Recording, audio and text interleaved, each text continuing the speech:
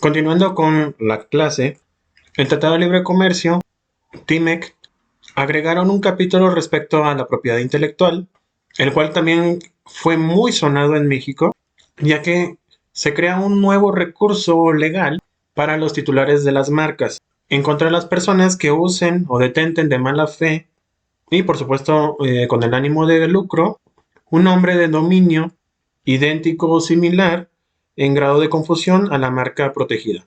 Eso de McDonald's o los tenis Mike, en grado de confusión al público en general, si se utilizaran para este tipo de situaciones, podrán utilizar el tratado como un mecanismo de defensa para que dichas empresas dejen de utilizar este tipo de marcas. También en cuanto a la vigencia de patentes, corresponderá a un periodo improrrogable de 20 años, salvo cuando se traten de retrasos irrazonables. El clásico de que el Instituto de Patentes no haya autorizado dicha patente en tiempo y formas legales. En este caso puede ser hasta 5 años para este tipo de retrasos. De manera global tendría hasta 25 años, aunque 5 años pues sí tendría no tendría estos beneficios, ¿verdad? Esto va a ocasionar el fomento a un sistema de propiedad intelectual eficaz y equitativo que contribuya al desarrollo económico, así como al bienestar social y cultura de las sociedades, logrando un equilibrio entre los intereses del innovador y el interés público. Suena muy bonito, pero quién sabe si se puede hacer de esta forma. En cuanto a la publicación y administración, aquí lo que se tiene que hacer es consolidar un marco institucional que promueve que las leyes, reglamentos y procedimientos y resoluciones administrativas de aplicación general entre las partes se publiquen a fin de que los distintos operadores económicos y públicos en general los conozcan. Es, por ejemplo, los fallos cuando hay algún conflicto respecto a este tratado internacional, aquellos fallos dentro del órgano para solucionarlos, los publiquen y tengan como ya los antecedentes para que en caso de que otra empresa tenga este mismo problema, lo pueda utilizar como un antecedente a su beneficio o en su perjuicio. Y así es en su perjuicio, pues esperaría que no se publicara, ¿verdad? En cuanto a las pymes, es promover más oportunidades para que las pymes y emprendedores mexicanos incrementen sus exportaciones, así como su participación en las cadenas de valores globales y de América del Norte. Respecto a las reglas de origen, desde la entrada en vigor del Tratado de Libre Comercio en el 94, México y Estados Unidos se han suscrito diversos acuerdos comerciales en donde hemos introducido nuevos conceptos para la calificación de origen. Por lo tanto, en el objetivo de este capítulo, el de reglas de origen, fue solamente actualizar las disposiciones de origen contenidas en el tratado anterior para modernizarlas y aplicar lo que ya se está haciendo en algunos acuerdos de negocios anteriores. Lo único que se hace es como las jurisprudencias. Se crea una jurisprudencia y esa se aplica ya a una reforma al reglamento. Así también esos. Si ya están haciendo este tipo de actos o de acuerdos, lo único que se hace es impactarlas de manera formal. También se hizo una reforma a los remedios, mejor dicho, comerciales.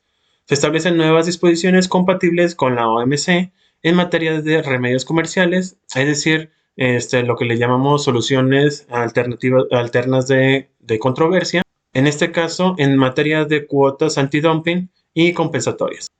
Repito, es como lo que pasó con China. Vamos, tenemos un tratado de libre comercio con ellos y a la par estás dándole un golpe bajo, haciéndole medios arancelarios, en este caso cuotas compensatorias. eh, Se puede decir que contrarrestando ese tratado que tienen. O sea, ¿para qué me pides que te haga un tratado si me vas a estar perjudicando de otra forma? En cuanto a servicios financieros, se incorporan disciplinas y nuevas disposiciones acorde a las necesidades de este sector y para aprovechar las nuevas herramientas tecnológicas. Repito, del 94 para acá bueno, 94 un poquito antes, eh, vamos, ha cambiado muchísimo la tecnología. En aquel entonces, vamos, ni siquiera tenían el concepto de un smartphone. Entonces, las aplicaciones forman parte de las actualizaciones y si no lo hacían en materia de servicios financieros, pues estarían un poquito obsoletos, ¿verdad? Respecto a solución de controversias Estado y Estado, se aplica de nueva cuenta lo que es la solución de controversias, que da congruencia al acuerdo, ya que permite a las partes dirimir las controversias que puedan surgir en torno a la interpretación, aplicación y alcances del tratado.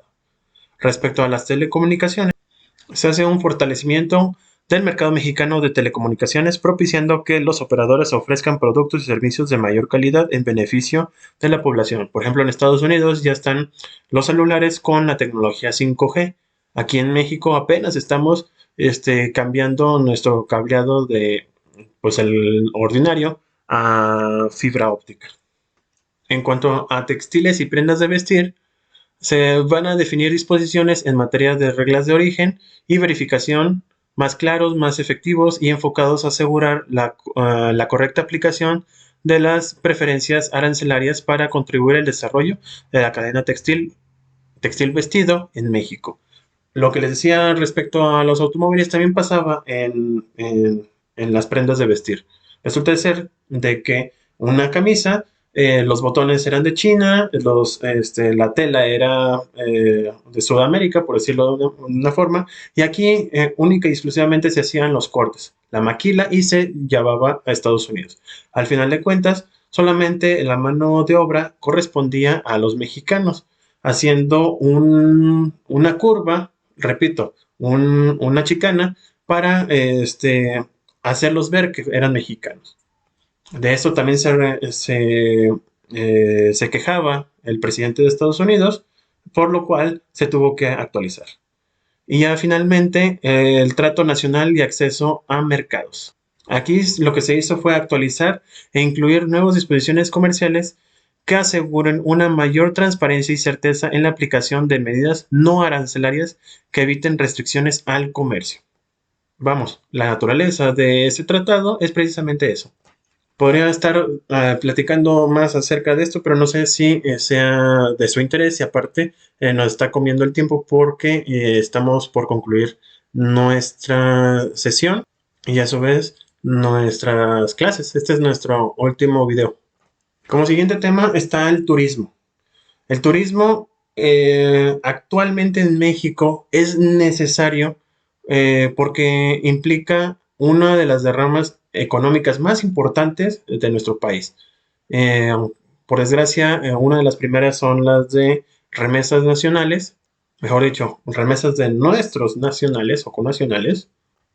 Y una de las actividades más importantes para nuestro desarrollo económico es precisamente el turismo. México tiene amplio, a una amplia gama de territorio que se puede utilizar como turístico.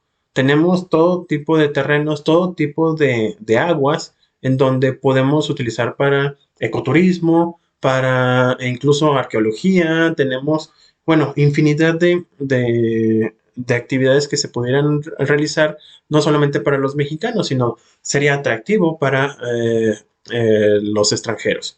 Para ello, pues necesitamos hacer un fomento. Si ya tenemos las bases, es decir, ya tenemos los lugares, ya tenemos la población que va a vivir de este tipo de actividades, lo único que ocupamos es de que las demás personas, llámese todo el mundo, vean atractivo que vengan a México y que gasten su dinero en nuestro país. Eso va a implicar un desarrollo económico y por lo tanto nuestro sistema económico va a estar funcionando correctamente.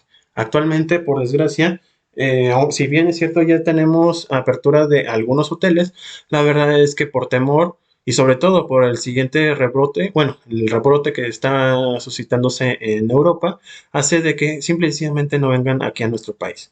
Eso implica o va a repercutir muchísimo en lo que falta de este año 2020 y no sé cómo nos va a ir en el siguiente año, pero por lo pronto el turismo bajó muchísimo y aunque han tratado de mejorarlo, por ejemplo aquí en Aguascalientes, pues ya incluso cancelaron de manera física los tianguis que eran quizás el área en donde vamos, era la única forma de obtener algún ingreso de algunas personas o que ya estaban acostumbrados a ese ingreso extra en estas fechas. La verdad es que no se tiene para cuándo se vuelven a abrir este tipo de mini tianguis, por decirlo de una manera, y lo peor de todo es que ya sigue en Navidad y no sabemos si el hecho de que siga la pandemia incluso permitan que se abran algunos comercios.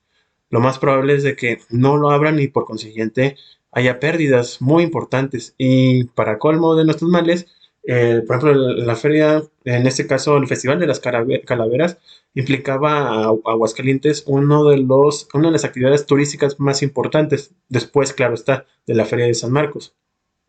Pero este tipo de actividades, repito, son muy importantes porque es un fenómeno social en donde va a desplazarse voluntaria y temporalmente algunos individuos o grupos de personas para la recreación, el descanso, cultura y salud.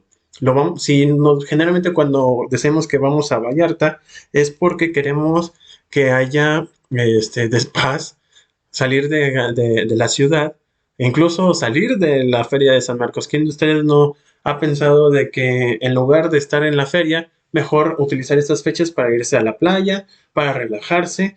Pues eso es turismo y eso implica la redistribución, por así decirlo, de los recursos. En lugar de que se gaste el dinero en Aguascalientes, se va mejor a Vallarta y ese dinero, esos 1,000, 2,000 o 10,000, no sé cuánto tiempo o cuánto dinero se gaste uno. Bueno, sí sé cuánto se gasta uno en la playa, ¿verdad? Pero X cantidad de dinero se va a utilizar precisamente en cuanto al turismo. No sé ahorita exactamente, ya lo vi, lo estaba checando. Son alrededor de 2,523 millones de pesos.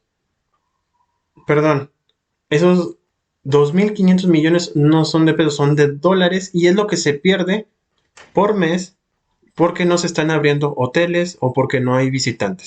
Generalmente estamos entre 21 y 22,000 millones de dólares. Es lo que se recauda anualmente en México. Y eso que no estamos explotando más de lo que pudiéramos tener. Pero en fin, la verdad es muchísimo dinero y por lo tanto requiere una regulación a través bueno, por eso tenemos el derecho económico y sobre todo el que se implemente. Lo que les decía una vez del huracán, ay, ya se me olvidó cómo se llamaba, el huracán que estaba en Quintana Roo. Una vez que llega, destroza toda la zona turística, lo primero que se hace es invertir, porque eso va a implicar de que tengamos esos 22,000 o 21,000 millones de dólares anuales de ingresos. Bueno, el turismo es una de las actividades económicas más importantes del mundo en este inicio del siglo XXI. Fue probada capacidad para generar empleos, divisas y para funcionar como motor de desarrollo regional. Hacen de esta actividad sea una fórmula cada vez más buscada por los gobiernos nacionales y locales. ¿Se acuerdan de lo que se llamaban, creo que, pueblos mágicos? El hecho de que te den ese título implicaba que te dieran dinero y que generaras algo para que fomentaras el turismo en ese tipo de pueblos mágicos. Eh, para regularlo, tenemos a una secretaría, la de la Secretaría de Turismo.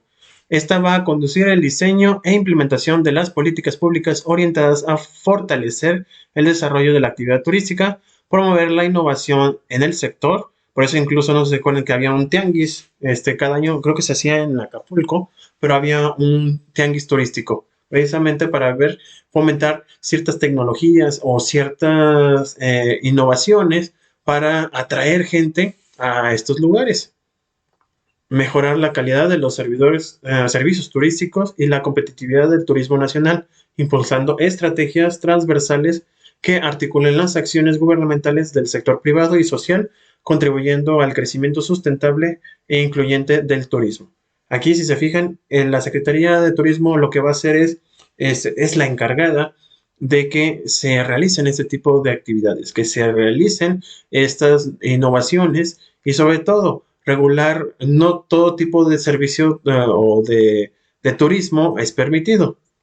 En algunas ocasiones, por ejemplo, hay unas playas en donde existe, por ejemplo, mercancía ilegal, o la compraventa de mercancía ilegal como animales exóticos.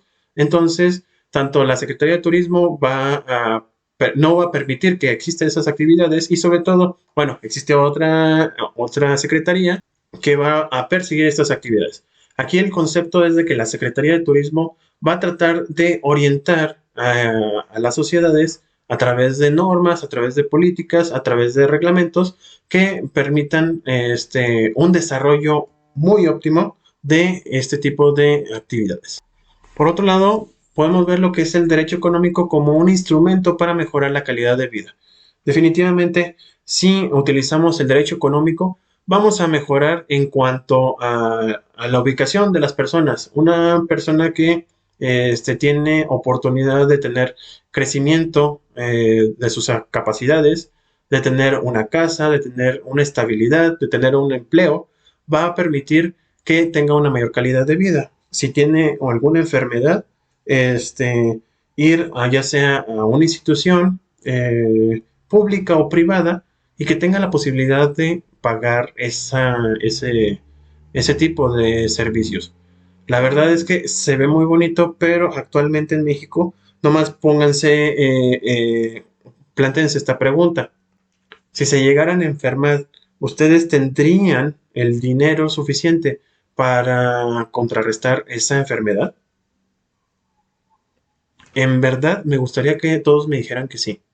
Actualmente, una facturación, bueno, la factura de servicios en materia, en alguna clínica particular para tratar el COVID, están entre los 700 y el millón de pesos en sector público, en sector privado. Si se va uno a sector público, híjole, quién sabe, primero de que te atiendan en tiempo y una vez que te atendieron en tiempo, que tengan los instrumentos, que tengan los medicamentos, que tengan pues todo lo necesario para que puedas sobrevivir. Si es que te tocó la mala suerte, fíjense, hasta eso, pareciera un sorteo de que por la enfermedad se volviera mucho más grave y que tuvieran que ser incluso intubados. Es una desgracia, vamos, el hecho de que alguien se enferme, y no solamente en cuestión de COVID. Imagínense a alguien que tenga cáncer o que tenga alguna enfermedad crónica degenerativa y el hecho de que no tenga suficiente dinero para poderlo solventar, híjole, es muy difícil. Por eso, en teoría, repito, el derecho económico va a ser un instrumento para mejorar la calidad de vida. ¿Cómo? Ya lo hemos visto, ya fuimos deduciéndolo, por decirlo de una manera, durante todas estas clases, fuimos de lo general a lo particular y ahorita, pues, encantaría decirles de que, pues, todo lo que hemos visto y al final en esta clase, viéramos que eh, funcionó el derecho económico, que nuestro sistema económico es lo suficiente para que ustedes tengan una muy buena calidad de vida. Y a partir de cómo lo vamos a evaluar, bueno, pues partimos de que el derecho económico es una disciplina instrumental que busca el bienestar del hombre y su entorno.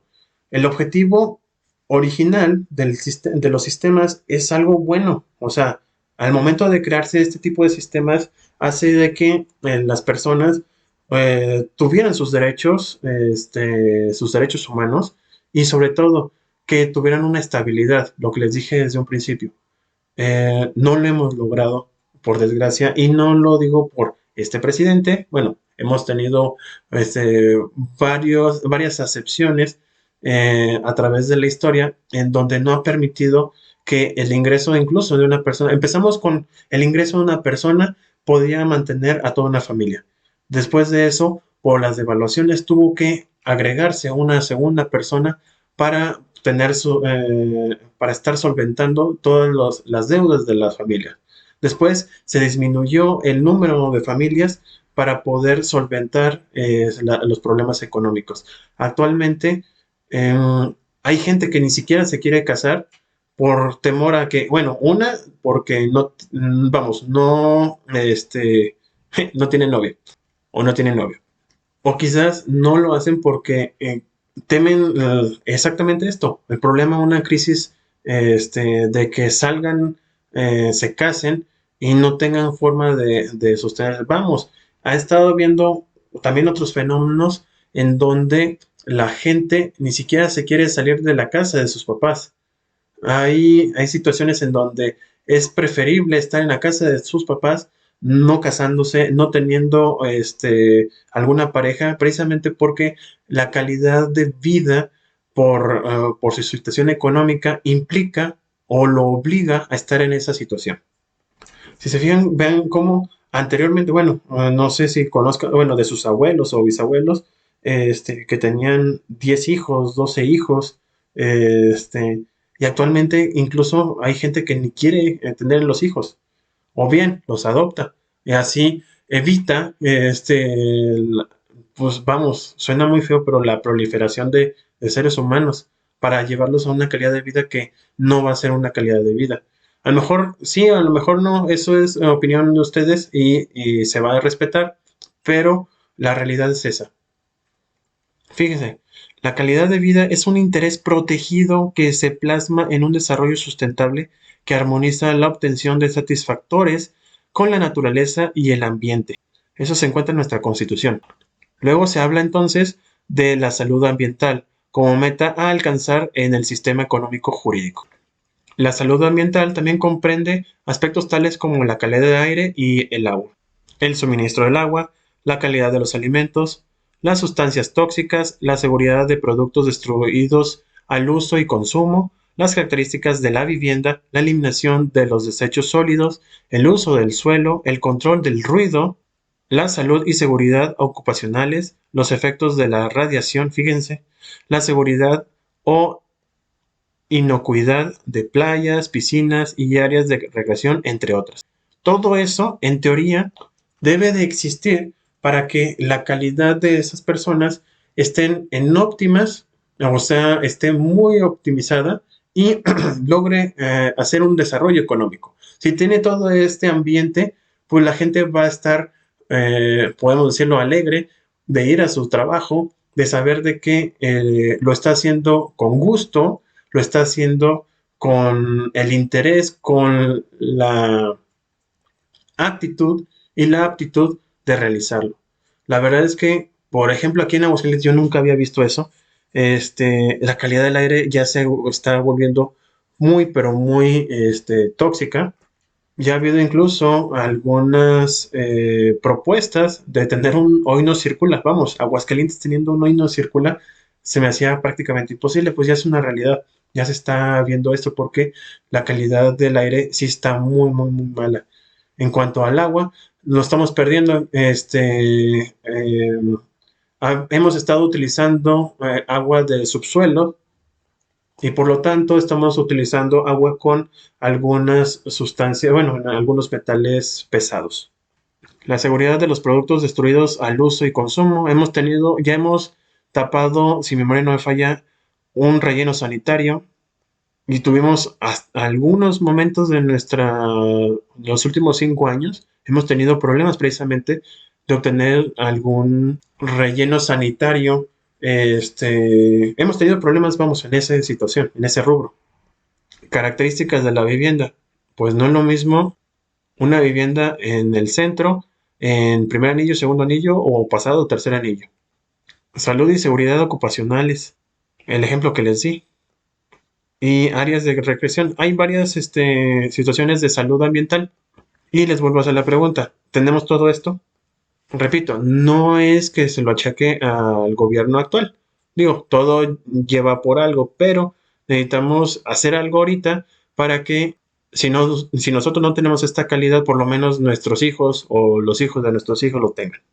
Respecto a la habitación o a la salud ambiental, vamos a necesitar, pues primero una casa, vamos, el lugar o el sitio en donde vamos a desarrollar la actividad económica. Va a empezar por tener un lugar fijo donde podamos trabajar o donde vamos a trabajar. Y para eso existen órganos de gestión para obtener este tipo de viviendas. Como pasa en el artículo 123, vamos a contar con dos tipos de trabajadores, los que son funcionarios públicos, el apartado B de ese artículo 123 y el apartado A, que corresponden a todos los demás.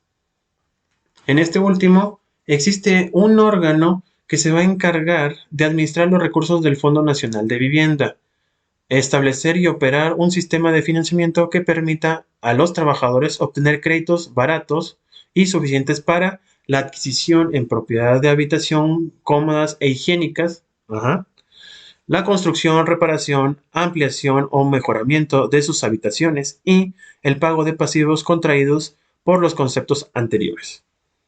Es decir, que Infonavit fue una institución creada precisamente para solucionar un derecho que tienen los trabajadores y que se le imputaba al patrón. Resulta de ser de que cuando tienes una cantidad de trabajadores, el patrón tiene la obligación de garantizarles una habitación o en este caso una casa que esté cercana, cercana al trabajo y que cumpla con las comodidades e higiene pertinentes. No me imagino una casa de este tipo que esté vendiendo Infonavit o que esté haciendo créditos Infonavit. O, por ejemplo, la construcción, reparación y ampliación o mejoramiento de sus habitaciones. Si ya tiene una casa, pues lo más probable es de que se pueda mejorar. Cuando tienes una casa como las actuales que nomás tienen 2 recámaras, 3 como máximo, 3 son un lujo, y vas a tener hijos o se empieza a ampliar la familia en esa casa, pues vas a necesitar más espacio y para eso Infonavit presta dinero precisamente para hacer este tipo de actividades.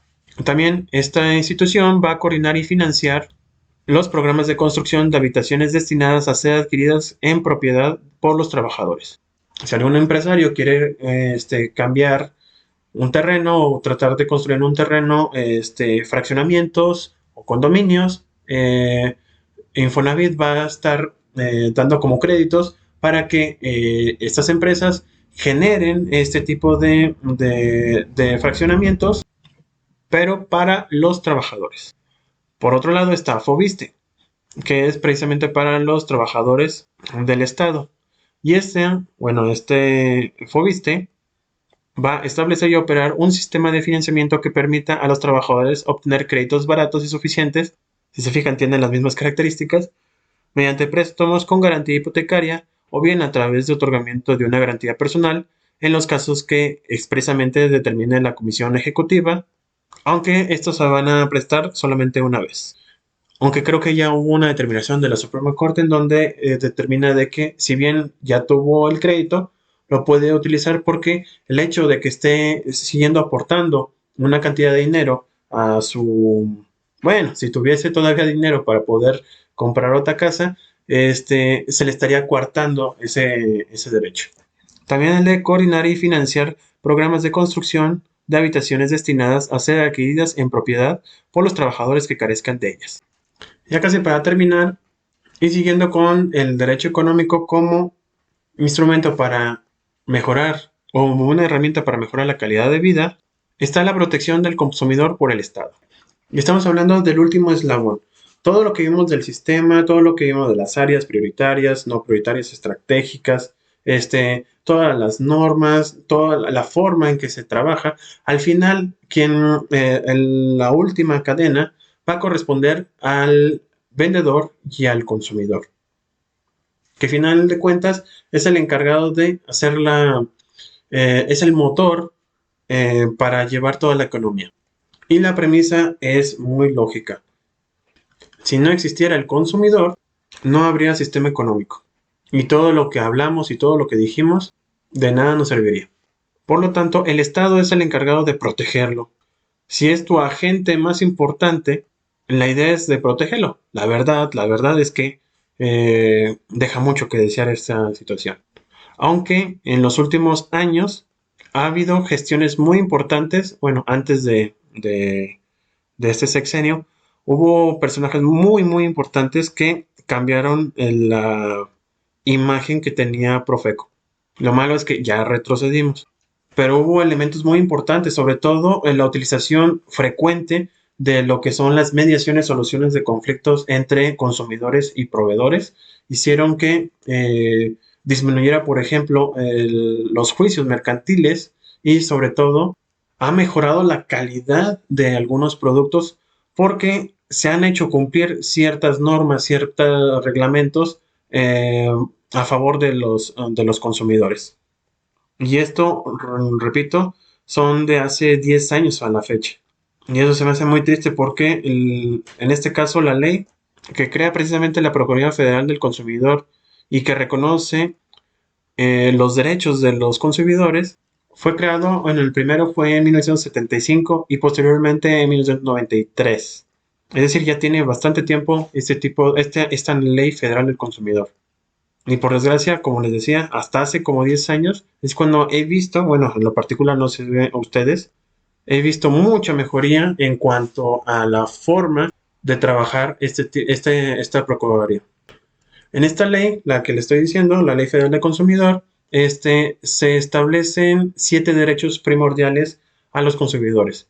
Primero, a la información, a elegir, a no ser discriminado, a la protección, a la educación, a la seguridad, a la calidad y a la compensación. Van junto la seguridad y calidad y al último la compensación. Repito, suena muy bonito todo eso, pero el enfoque de derecho reconocido legalmente está muy limitado. En la actualidad existen normas jurídicas nacionales e internacionales que defienden a los consumidores.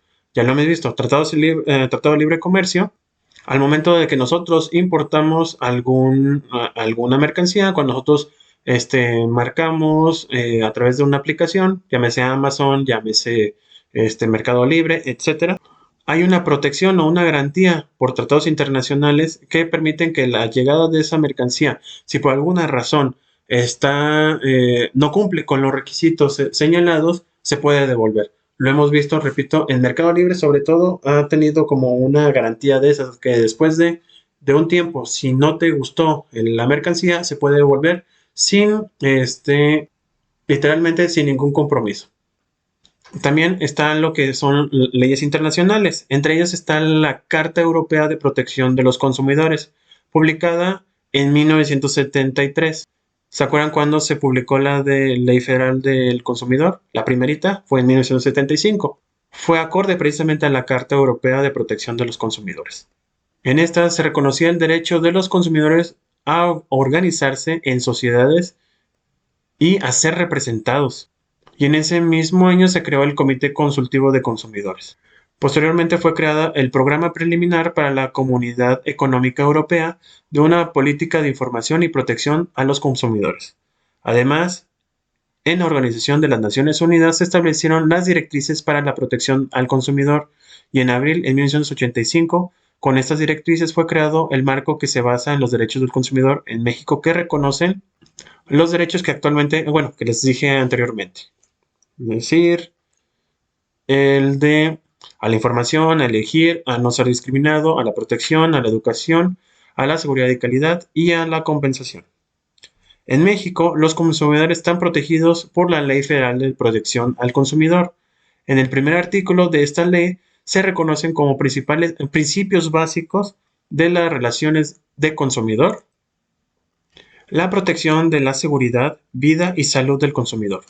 Ustedes, si por ejemplo van a un supermercado o cualquier mercado que ustedes consideren y resulta de ser de que les venden algún alimento en descomposición, asegurando ellos de que está en buen estado, o bien, muchas veces lo pueden ver así, están los anaqueles, agarran un producto y si lo ven ya vencido, están poniendo en riesgo la vida y salud del consumidor. Ustedes pueden hablar a Profeco, por desgracia, en horario de trabajo, y una vez que hacen la queja, en teoría, los verificadores tienen que ir, tienen que revisar y posteriormente, si se comprueba que pusieron productos que pongan en riesgo la salud y vida, por lógica, al consumidor, se puede clausurar. Así ha pasado, me consta muchísimo de que, repito, por ejemplo, en la actual Profeco, ustedes pueden hablar y ellos se van a cerciorar de que cumplan con estos estándares. Vamos, hace poquito lo vemos muy absurdo. Yo en lo particular, las personas con las que he platicado al respecto, lo ven así de, no, lo de los quesos que incumplió con algunas normas. Muchos lo han minimizado, pero el hecho de que te estén engañando diciendo de que lo que te están vendiendo es queso cuando realmente no lo es, el hecho de que no lo sea implica, desde luego, verificar que lo que está, si no es queso, entonces no saben qué es. Y si no sabemos qué es, puede ser esa sustancia peligrosa. Puede tener algún tipo de elemento nocivo que puede perjudicar la vida de estas personas.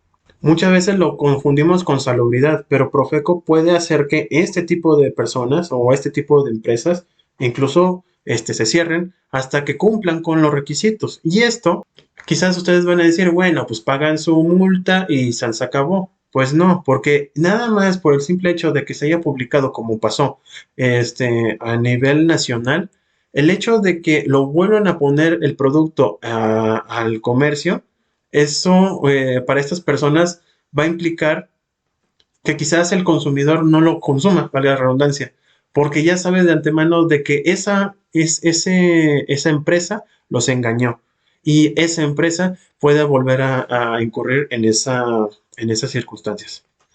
También está el derecho a la educación y divulgación.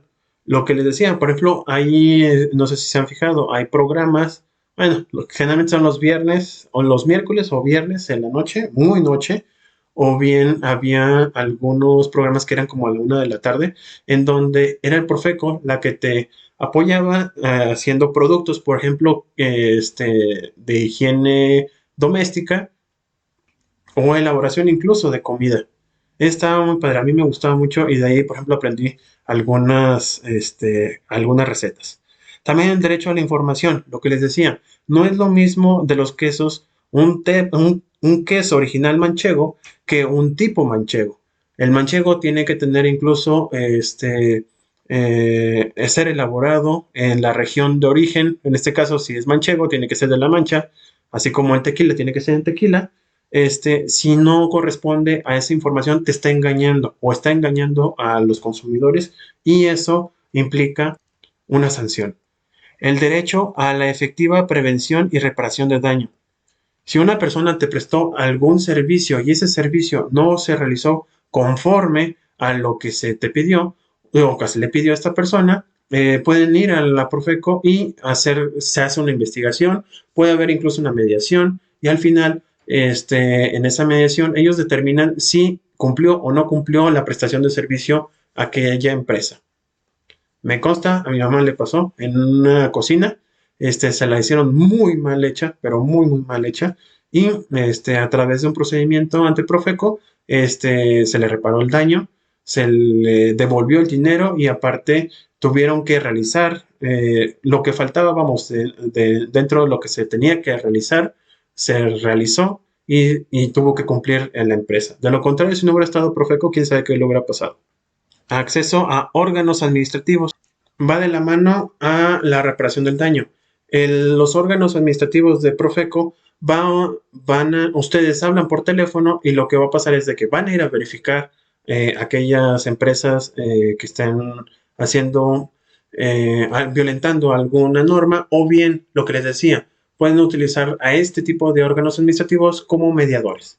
Y por último, el derecho a la protección de los intereses económicos del consumidor.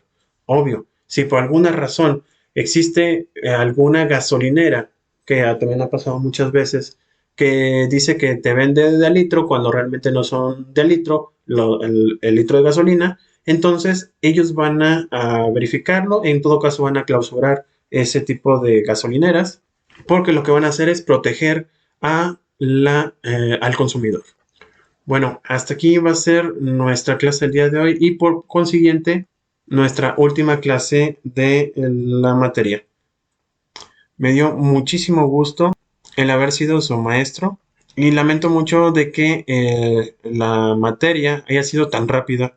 Me hubiera gustado ampliar algunos temas. La verdad se me hizo muy difícil porque cada uno de los temas tenía para muchísimo, para estar analizando, estar explicando, vamos, hacer muchísimas cosas. La verdad es que traté de poner lo más representativo de derecho económico.